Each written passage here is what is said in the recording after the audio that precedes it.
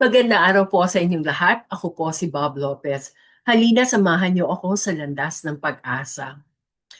Ngayon po ay dakilang kapistahan ng pag-aakyat ni Maria sa langit ng buong katawan at kaluluwa.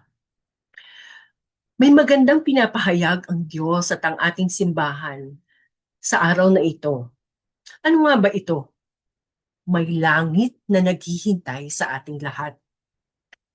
Sa ating mga Katoliko, tayo ay naniniwala na si Maria ay iniakyat ng Diyos ng buong katawan at kaluluwa bilang pagpupugay sa kanyang pagtanggap sa pagiging ina ni Jesus dito sa lupa. Dahil sa kanyang kababaang loob, pananampalataya, at buong pagtalima sa kalooban ng Diyos, si Maria ay binigyang pagpapahalaga ng Diyos. Ito rin ay isang pagpapahayag na may langit na naghihintay sa ating lahat.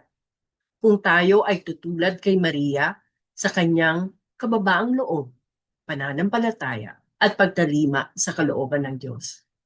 Ito ay isang paalala na hindi dito nagtatapos ang ating buhay sa lupa.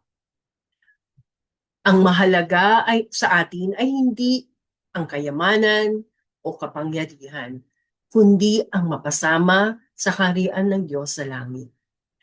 Kaya sa araw na ito, sabayan natin ang awit ni Maria sa pagpapasalamat sa Diyos na may langit na inihahanda para sa atin dahil ang Diyos ang ating tagapagligtas.